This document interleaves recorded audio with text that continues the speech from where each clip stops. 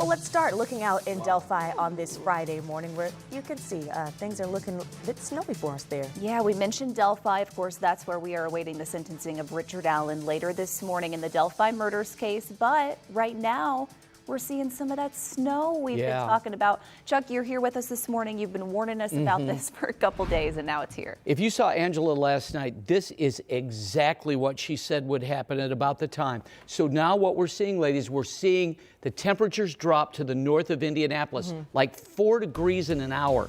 And so we've gone from rain to snow. We're still at rain and drizzle here in Indianapolis, ladies, but boy, oh boy, we have started now to see some snowflakes fall in downtown Indianapolis, and I do think it's going to be a rough morning rush hour for some. This is a live look at State Road 23 near South Bend. I'm showing you this, A, because we've got a cool camera up there, but also because so many people are headed to the IU Notre Dame game, which tonight, 8 p.m., but boy, it's coming down at a pretty good clip in South Bend right now. And we've watched as they've cleared this road a couple of times just in the past hour, and it's already keeping up. So colder and snowy for many of you. Here, it's wet from now until 11 p.m., but we will experience bursts of snow today. I think, however, the snow's going to not be that heavy. It's the wind that will pick up that will make such a factor in our weather and cause some slick travel, gusting out of the west-northwest from 25 to 35 miles per hour. Now, again, the green that you see, that's rain. And notice this transition to rain, snow mix, and snow. We've been watching this throughout the course of the morning as these temperatures are quickly starting to drop. In Kokomo, all snow. Peru, Logansport, Flora, Wabash. Good morning, Monticello. Snowing at Indiana Beach and Lake Schaefer this morning. And I wanted to show the temperatures because this dramatically shows you what's going on. It's 36 here, now dropped to 32 in Kokomo. Kokomo was at 35 20 minutes ago. That's quite a change. 31 in Lafayette, 32 in Rensselaer and in Rochester. And now notice these wind gusts. So see how everything is pushing east? So the wind gusts in Greencastle at 23, now a 26 mile per hour wind gust in Lafayette. This forecast, folks, is playing out exactly like we thought it would.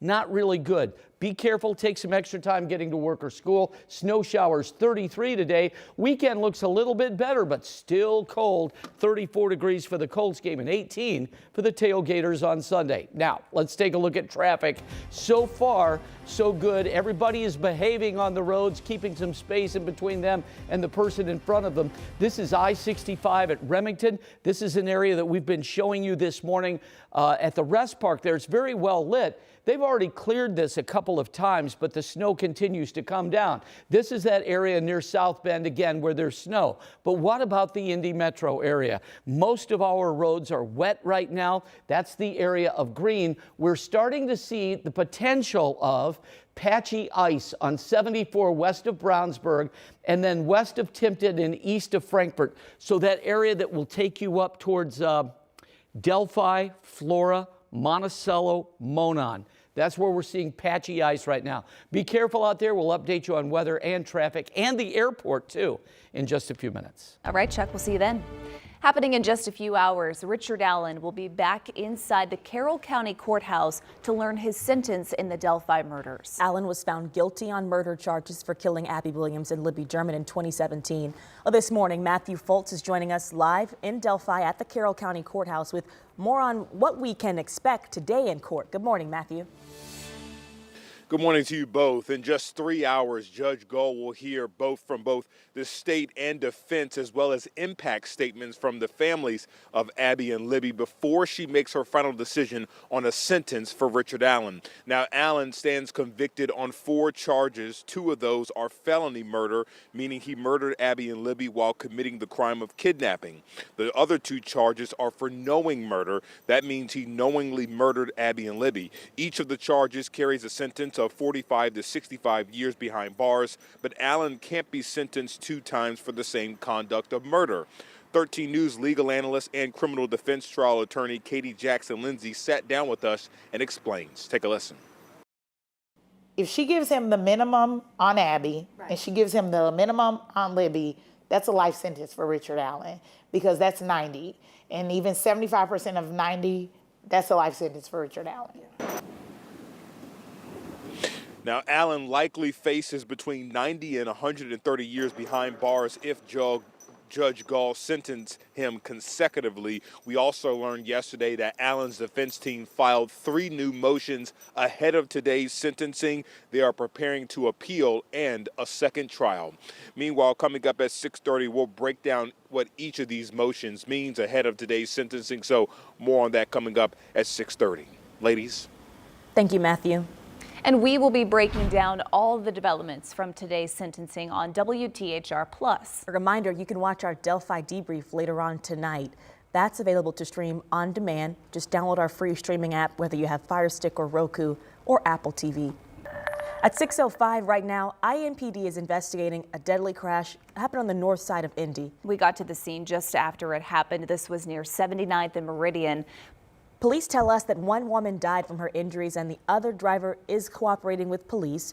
We're checking back in to find out what led to this crash.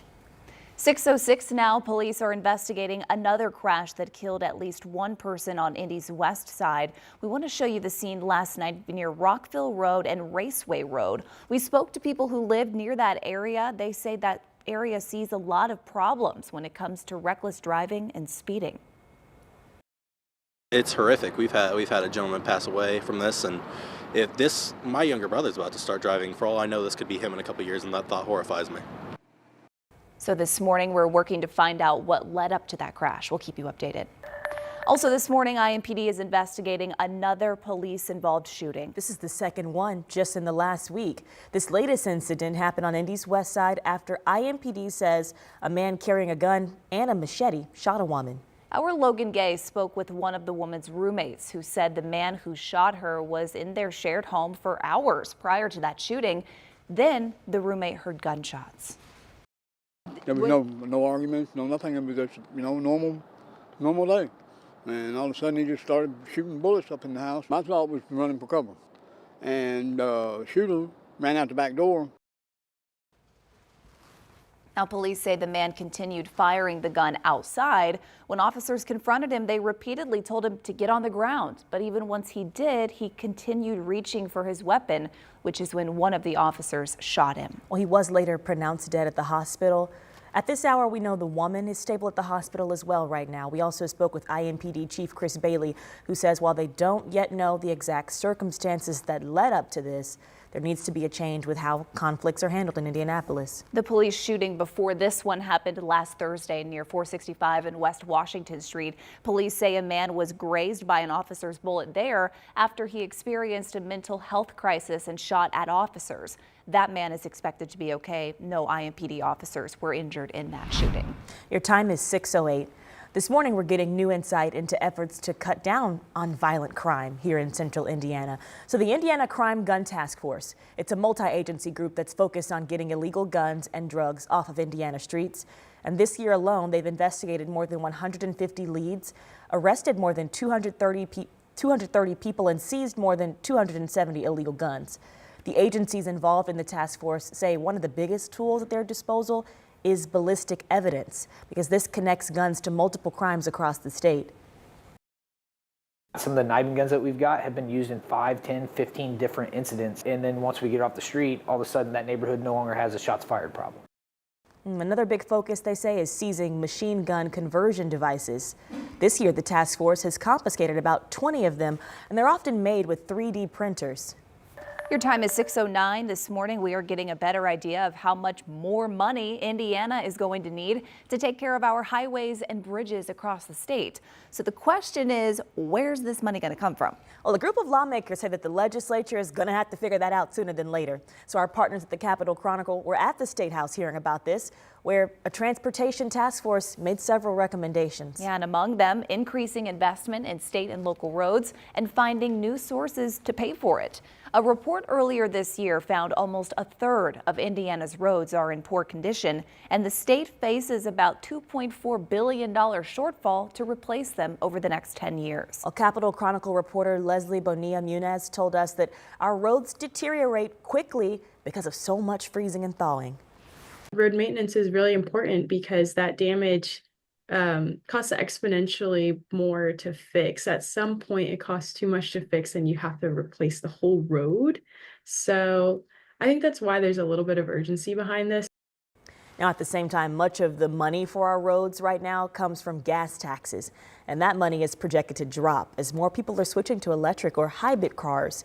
Other states have come up with alternatives to make up that difference. For example, taxing delivery vehicles or adding more toll roads or other yearly road use fees. So certainly something we watch as lawmakers are heading back to the State House in just a few weeks to tackle the new 2-year budget.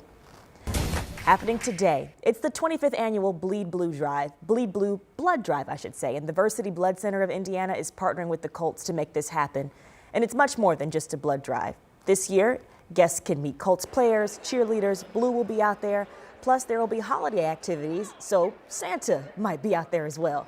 Donors get a limited edition Colts football, plus a chance to win front row tickets for the Colts season finale in early January. So if you want to go, it's from 7 this morning, it runs till 5:30 tonight. It's all at Lucas Oil Stadium. There's free parking at the stadium lots, and anyone 17 or older who's in good health can donate blood. Just make sure you bring a photo ID with your birthday on it. And if you want to donate, there's a link to sign up ahead of time at versiti.org/bleedblue. Coming up on Sunrise, we are finally here. Ooh, the showdown in South Bend. It's happening tonight. We've got the latest on the IU Notre Dame game.